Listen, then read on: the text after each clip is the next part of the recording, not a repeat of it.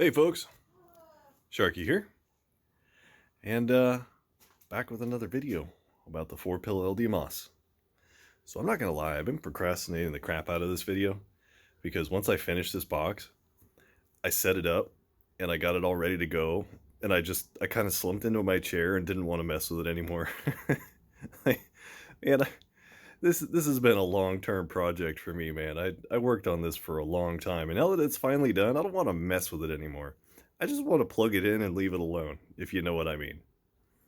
But nevertheless, I got to make this video. I got to show you guys what this is all about. I got to show you guys what it does on the meter, what it does on the oscilloscope, power supply, all that good stuff. And then I'll probably pop open the lids and show you what's inside. Anyway, there's the front. So behind those fangirls is just open. There's big old open square holes there. And they're just there to keep little pieces and parts from flying in, getting sucked through the fans and into the RF and all that stuff. We got our off auto on. So off is off. That turns the pumps off. That turns off pretty much everything except for a 12-volt power supply. That operates a few basic things. Auto is that turns the pumps, the fans, all that good stuff on, and that works like normal. So in the back there's a keying jack. When you connect the two contacts together, it connects the relay over. That's where you run it, is in auto. And on, the only difference between these two is that this one automatically closes the relay for you, turns on the bias voltage, all that other stuff. And the reason I put that in there is basically just for testing bias. Just to make sure my relay's clicking over, you know, all that good stuff.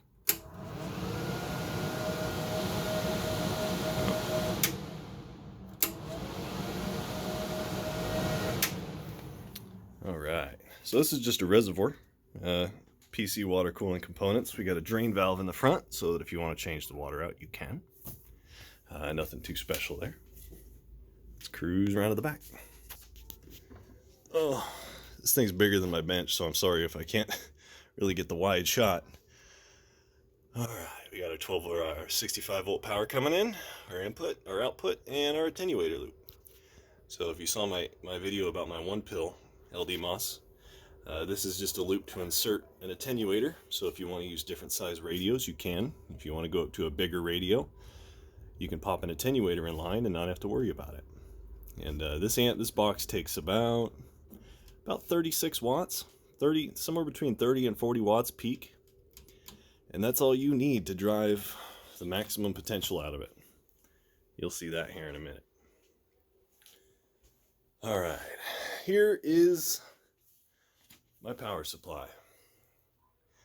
I don't know if the numbers are flashing on screen, but they don't look that way in reality. It's just something to do with the refresh rate. But we got about 65 volts over here. There's our amp gauge. So this power supply is the China Special. Inside there's 3 individual modules, and together they're good for about 12 kilowatts of output. So I've got the smaller unit over here, and inside of this big unit is basically 3 of these. So this is good for about 55 amps up to 72 volts, which makes this good for about 160 amps at 72 volts. And we're going to run it at 65. You know, when it comes to getting power out of an amplifier, you know, dropping your maximum power level down to about 10% is never going to hurt you. So it probably wouldn't be a bad idea to like run this amp long term at, you know, 55 volts just to be super happy with it and be super reliable. Not have to worry about the SWRs, you know.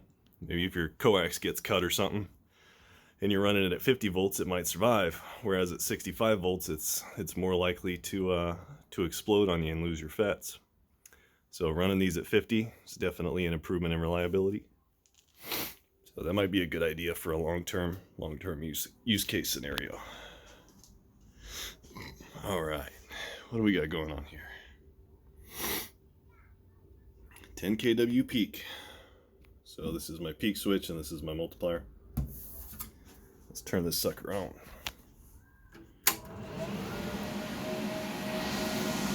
As you can see, got my coax coming out of the antenna, going into there, going into there, and then that's coming out to my dummy load, Goes down around the desk, and it comes out down there into a sampling slug. All right, so let me talk a little bit. Let me talk a little bit about the radio before we fire up the test. So this is just a basic unit in radio. It's got some pretty significant modifications inside. It's got a motor mouth modulator, and other than that, pretty much nothing going on. Just a motor mouth modulator, and that's it. We got the function generator up here to put an audio sine wave at 1 kilohertz into our radio so that we can modulate and look at the waveform. If you don't know about the motor mouth modulator, they're variable carrier, variable modulation, and variable peak power. So it's actually not what you normally might think about peak power. It's asymmetrical. So as you turn up the peak power, the lower half of the AM waveform does not change. It stays the same. You don't pinch off your carrier, none of that. The asymmetry just takes the top half of the waveform and gives it a little bit more gain than the bottom half of the waveform.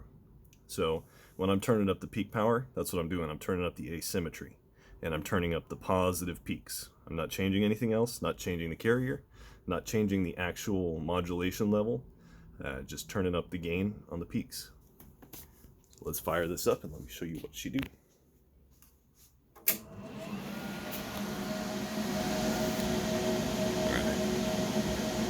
Actually, let me put a smaller slug in there so we can set our carrier.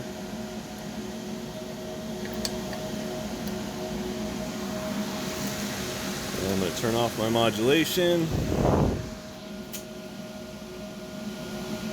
Alright, so we got about 1500 watt carrier. That's perfect, that's right where I set it.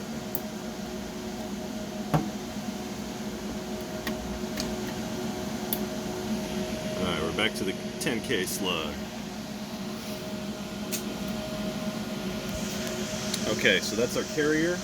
I'm turning on the modulation, getting a little bit of forward power, which is a good sign.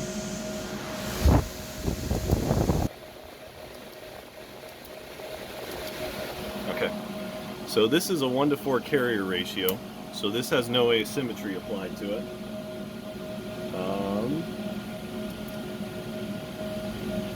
So that's our peak power, just shy of 5K. Let's crank that baby up and see what she does. 7, 8. That is 36 watts of drive.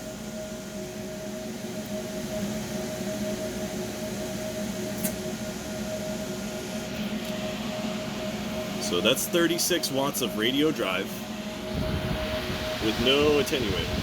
So just 36 peak watts going straight into the pallets. Now that meter's saying about 8,500, which is impressive. That's a lot more than I was expecting. I was expecting this box to make between 7,000 and 8,000. I really wasn't expecting it to get 8,500. So, with that in mind, this is a bird peak kit, and it's not even a bird peak kit, it's a multiplier peak kit. So, realistically, you can probably trust this peak kit to within 10%, plus or minus 10%. So, let's just say 8,500 plus or minus 10%. Probably on the minus side, not on the positive side. But I was not expecting to get that result. I was not expecting to get 8,500 on the meter. So there's our waveform. Let's max that out again.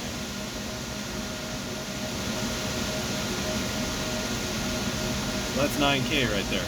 Or not 9K. 8,500.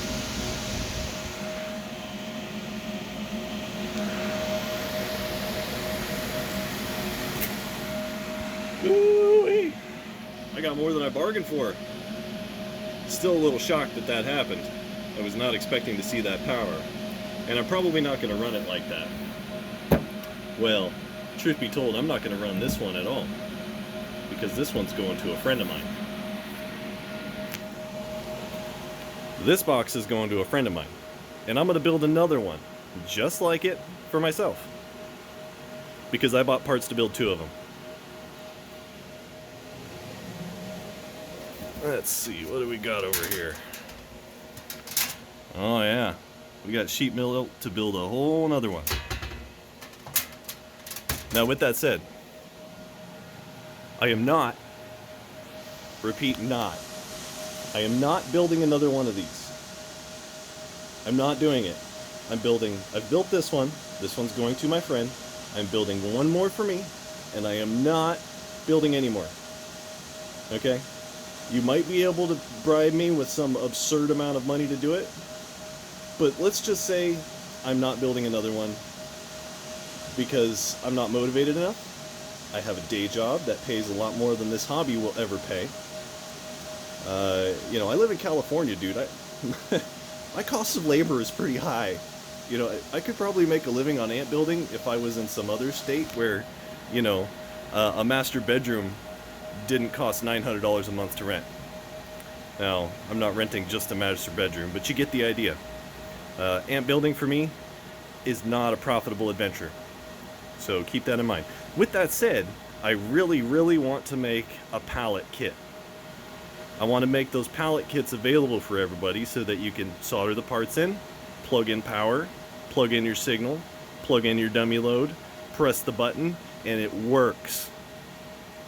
I want you guys to have that, because when I got into LDMOS, I wanted that and I didn't get it.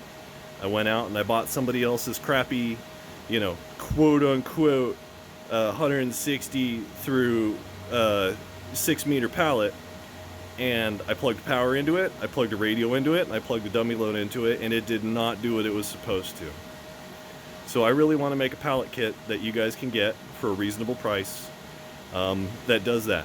You plug it in, it works. But I'm probably going to make you guys solder it together because, like I said, I don't have time to put the labor into it. I got a family, I have other hobbies. I have other hobbies too, and that's another factor in why I haven't made this video yet, is because I got other hobbies, man. But anywho, I'm done rambling. Let me open up the lid, and we'll take a look inside. I forgot to show you something. So before I open up the lid, I want you guys to see the spectrum analyzer, because I am pretty proud of how that turned out.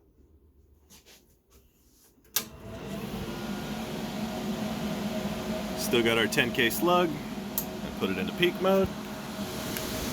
Gotta turn it on. And we're gonna drive it a little lower. We'll drive it right there. 8kp. Okay. So what I'm gonna do right now is I'm gonna turn on the maximum hold. So this is holding the maximum peaks.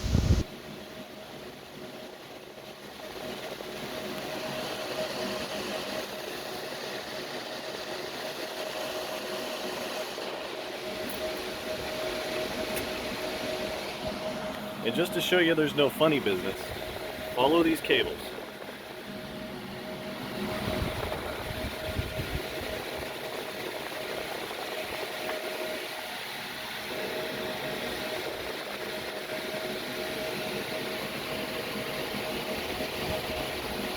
Look at that.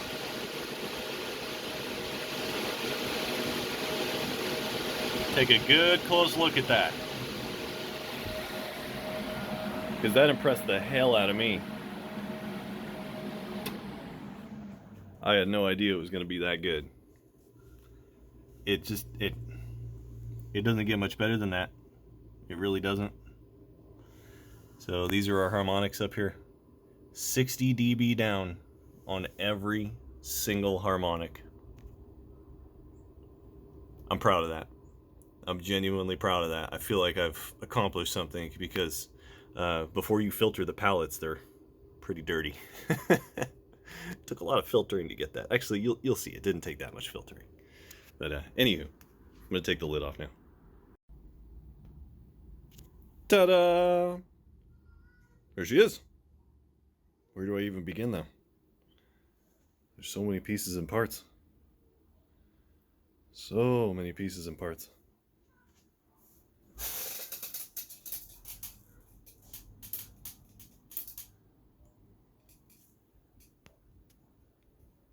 Hoses, wires, power supplies. fittings, ferrites, coils and capacitors. It's stuff all over the place in here. Whew. Well, let's start with the water cooling system. So, the main reason I went with the water cooling system is because I couldn't get my heatsink to evacuate enough heat and still be a reasonable, manageable size. Even with copper skived heatsinks, it was very borderline. My biggest concern was ambient temperature and duty cycle. So by my mathematical calculations with this water cooling setup, this amp should be able to run continuous duty. Any power output, CW, AM, sideband, I don't care, up to 8,000 watts. Up to 8,000 watts. Should be continuous duty up to 120 degrees Fahrenheit ambient temperature. Now, my math is pretty solid. I did computational fluid dynamics, simulations through SolidWorks on my water blocks, and I verified all that data experimentally with temperature sensors, power sensors, flow rate meters, all that good stuff. I verified all my math on that subject empirically. So I sat down and I actually checked it with sensors and ran X amount of heat watts into it, checked the ambient temperature, checked the flow rate, checked the difference between the water temperature coming in versus water temperature coming out. I estimated the junction temperature very closely. I went through hell to get this where it is. And before I started this, I didn't really know a whole lot about that stuff, so it was really fun to learn for me. Really entertaining to learn about water cooling systems and all the math involved and all the different components and the way that flow restrictions affect your overall flow rate and your temperatures and your temperature difference between your radiator and your actual device and all that stuff. It's pretty cool. And I put a lot of time, a lot of effort in, and I built something that is built like a tank. Like it's a tank, as you can see. So in reality, the water cooling system is simple, even though it's been verified and tested and mathed out. The reality of it is fairly simple. So on the front, we've got a reservoir, and that feeds down into the pump. So that's a 24-volt pump. It's probably the best PC water cooling pump you can buy. Highest flow rate, highest pressure output. And then that flows into a flow sensor. So this is just a flow switch in case the pump ever were to fail. It would disable the bias circuit, and it would also disable the relay so that you couldn't key the amp. Just a safety thing in case the pump were to stop or something were to become clogged. After it comes to the flow sensor, it goes into the first water block. And I think I showed you guys those on a previous video. After that, it comes out of the next fitting. So it goes in cold, comes out warm, and then it goes into a radiator. So each one of these pallets has its own radiator. So it goes into the radiator, comes out, goes to the next pallet, comes out of the pallet, goes into the next radiator, and so on and so forth, until it comes out of the final radiator and back into the reservoir.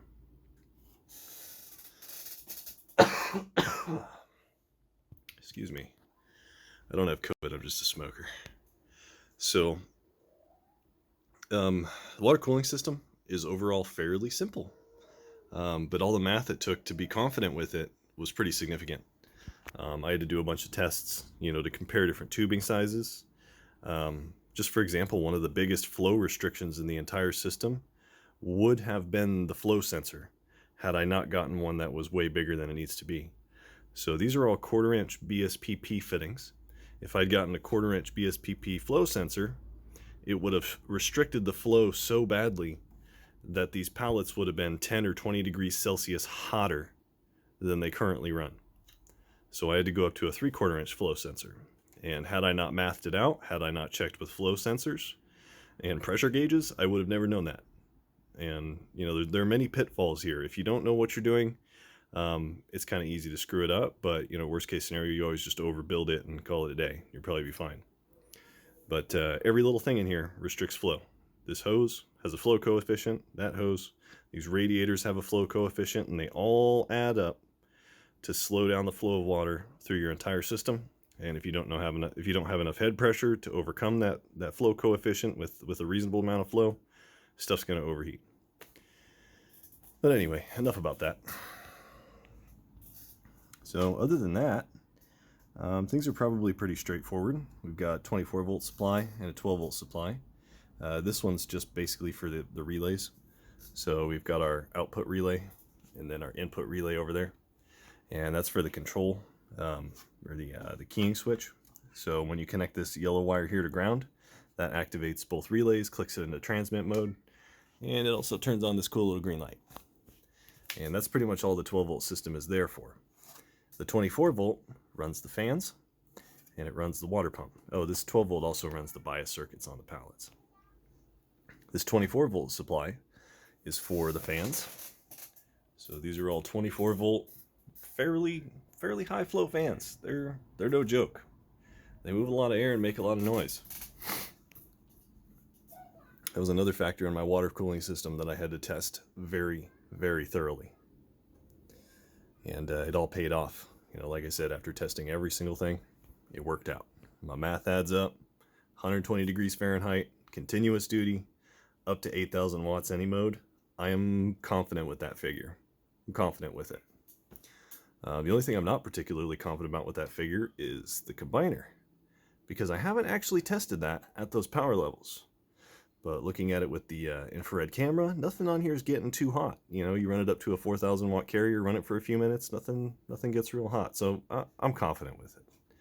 I have no doubts about it. No doubts.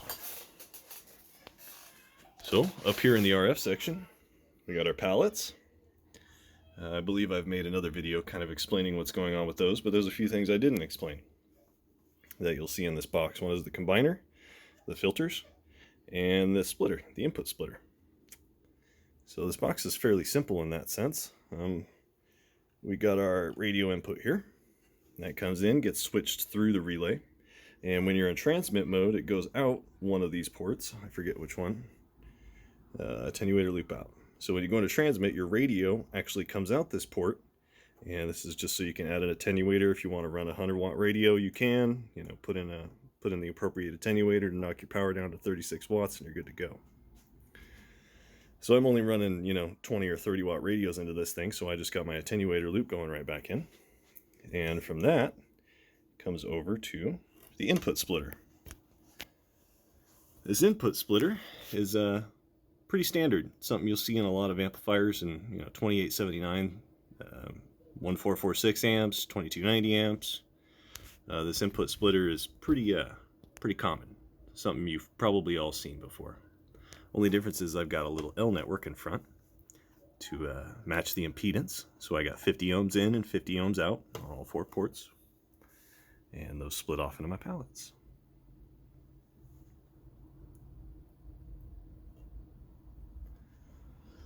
Man, it's really hot in this room right now. I don't know where this heat came from. California, man. Can't make up its mind. It's either freaking hot or freaking cold. Where was I? Okay, input splitter. Nothing too fancy. Goes into the pallet, comes out the other side, and then goes into these filter boards. So I think of these like a low pass filter, but they're really not. They're more like a band pass filter.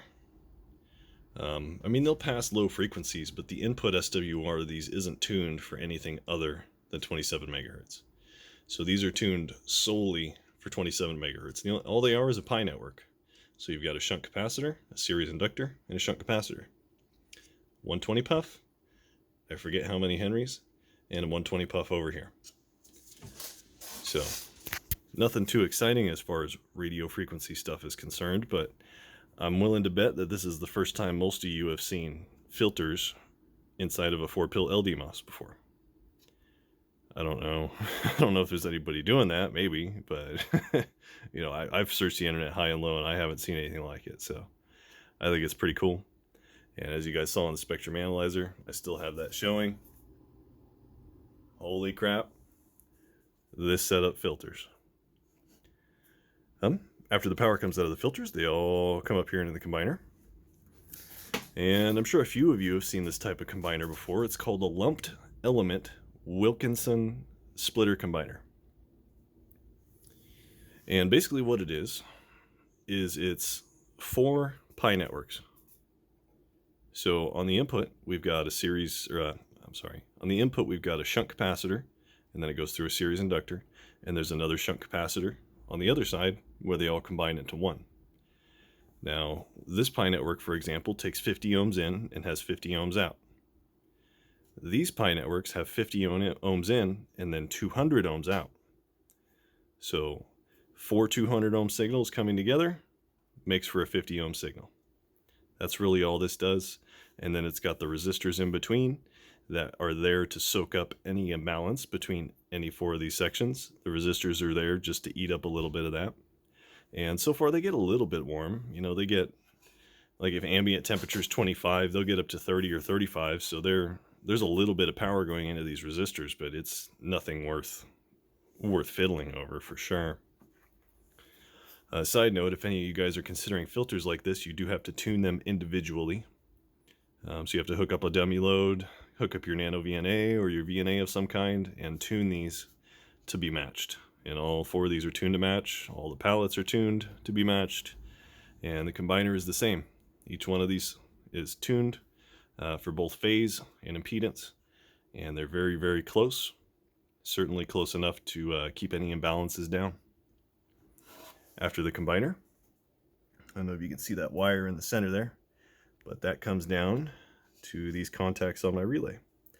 And this is a double pole relay, but the poles are soldered together, so it's just 2 poles into one really. And I did that just because I had it lying around and because it's, you know, redundancy is good. Can't complain about redundancy. On the output of the relay, I had to put in a tuning capacitor. So I took one of those cool ICA trombone capacitors. These things are really cool, man. I wish they had these in more different sizes, diameters, lengths. I wish they had a wider variety of these. But I just took one of these, trimmed it down, put it in the right spot, and it worked out. So it's actually kind of an odd spot for a tuning capacitor. But I checked, double-checked, rechecked, triple-checked, and that's the right spot for it. It's the right amount of puffs, and it does a great job. It keeps my pass-through tune perfect, and it keeps my output tune perfect. So it might seem a little out of place there, but you know, it really does the job. I got a little frayed wire here. I had to put a flexible wire so that it doesn't break over time. You know, panels, sheet metal, they flex a little bit, so I had to have a flexible connection there. Anywho, that's about the gist of it. I don't think I mentioned the capacitors I've got going on here. But they're just there to stiffen the input voltage a little bit. Nothing too exciting. 175 amp Anderson plug. Takes up to 160 amps in. I don't think I've ever drawn that much power on it, but it can. It can take about that much. So anyway, there she be. Well, that about wraps it up for the 4-pill LDMOS project. I still want to make some more videos on some of the different things that I did in that amplifier. I'm probably not going to touch too much on water cooling because I know most of you guys aren't going to do it. I do want to touch on the combiners. I want to make a separate video that talks about splitters and combiners and some of the different ways you can do it. I've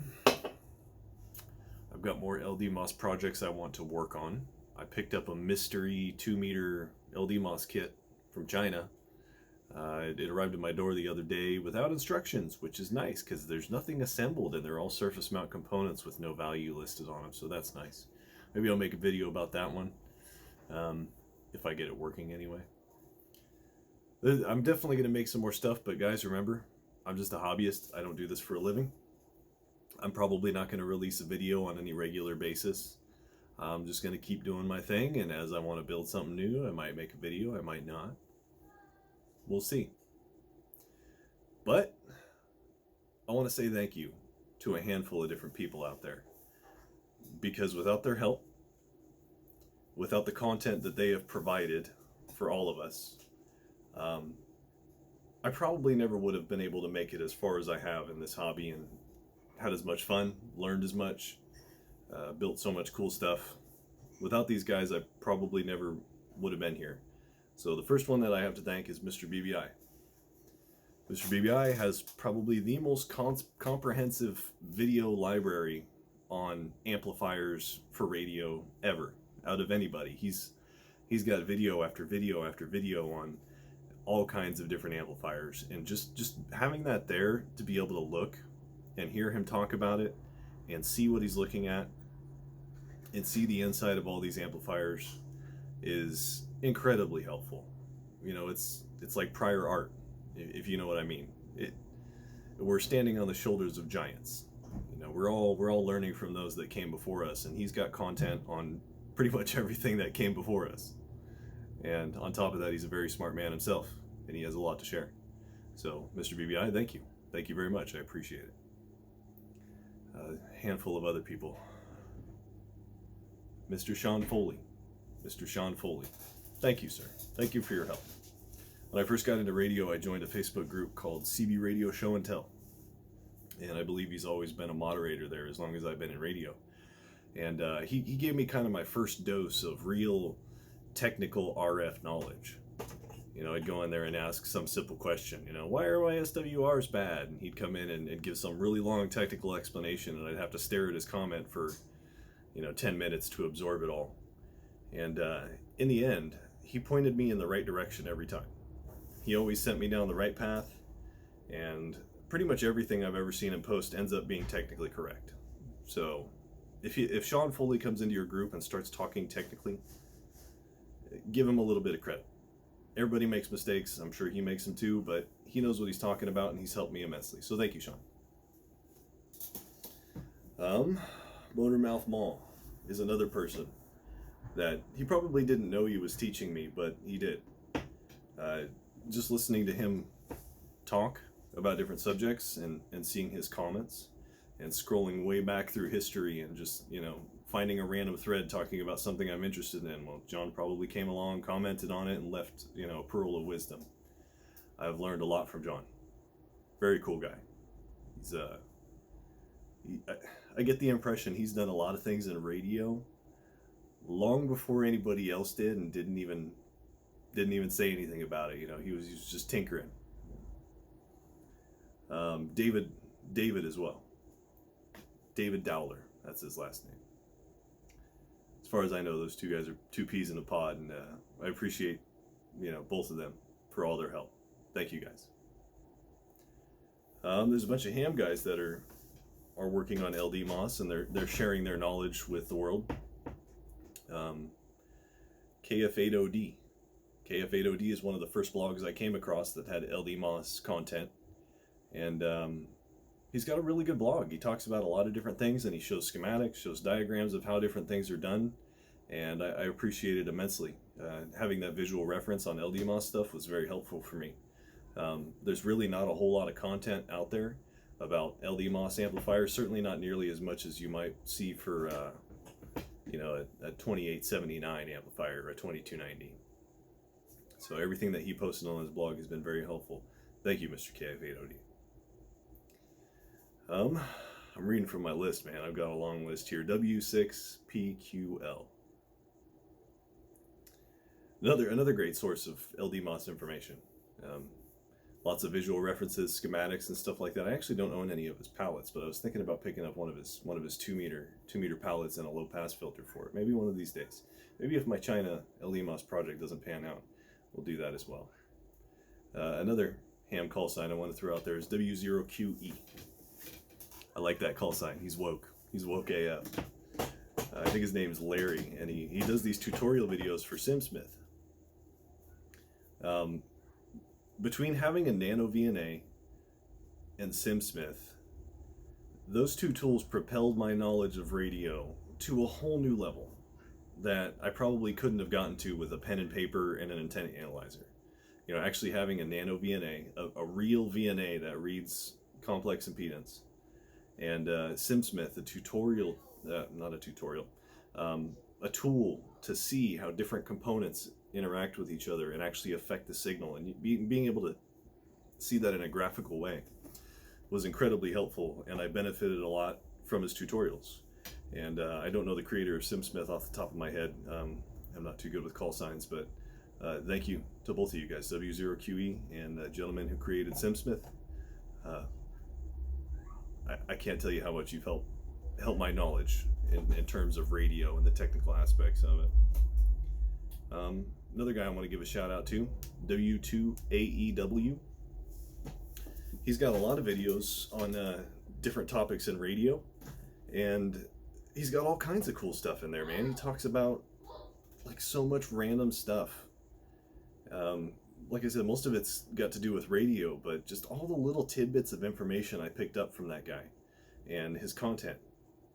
You know, I wonder how much of this amplifier would have really sucked had I not watched his videos. You know, like how many things would I have screwed up had I not watched his videos and picked up all of those little tidbits. And yeah, thank you, sir. Much appreciated. Everybody out there that's creating content and sharing it with the radio world, I thank you.